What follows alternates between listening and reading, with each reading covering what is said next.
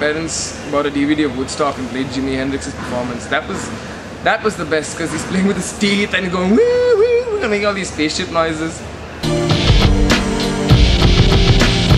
Yeah, photography is something that interests me from a fairly young age.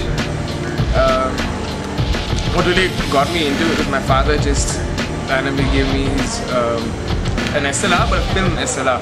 So when it goes crack, you know, when you press the shutter. It was incredible. He taught me how to use it. It was quite rudimentary. It just had, you know, it was like a gun. It has rings that really click into place when you use it, and very analog. And I actually had to look at the amount of light that was there and use this really rudimentary light meter, which, you know, built into the camera, an average light meter, which would tell me whether it was over or underexposed. And that's really what got me into it, because initially it was just a technical exercise, because taking just a picture that wasn't too bright or too dark or out of focus was so difficult on that thing. Eventually, by the time I was 13 or so, I'd really gotten the hang of it. But I hadn't really started to explore photography as an art yet then. That really started when I started reading my parents' books, because they just had these massive bookshelves full of books on art and photography. And I found a book on God, basically, Henri Cartier-Bresson, French photographer. And I found it incredibly inspiring, because he was like a ghost. Wherever he went, no one ever knew that he had even taken a photograph. So everything is just so candid. But at the same time, there are many people who do candid photography. But he was so inspiring to me, because the way he used proportion was just incredible. He didn't always follow classical rules of proportion, you know, rule of thirds, all of that rubbish. But all of his photographs are so beautifully timed, they almost look theatrical. Like it's impossible to actually capture a moment like that in real life.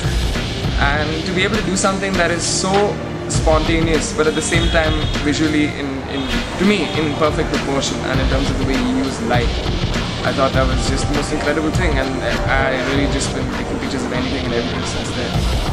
And it's led me into all kinds of incredible situations.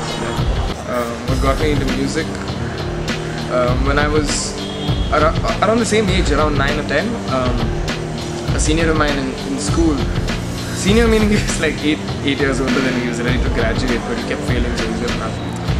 But he was trained in classical guitar, and so then one day he pulls out this very Spanishy looking guitar, and he starts playing the most incredible thing. I remember it was in the school library, which was a big sort of cavernous room, and it really echoed, you know, reverberated.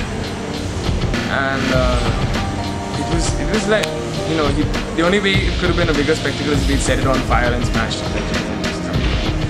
And that's really what made me want to learn how to play guitar, because otherwise, I mean, just, you know, put earphones and listen to it, it's fine. That was one thing. The other thing was my parents bought a DVD of Woodstock and played Jimi Hendrix's performance. That was the best, because he's playing with his teeth and going woo woo and making all these spaceship noises.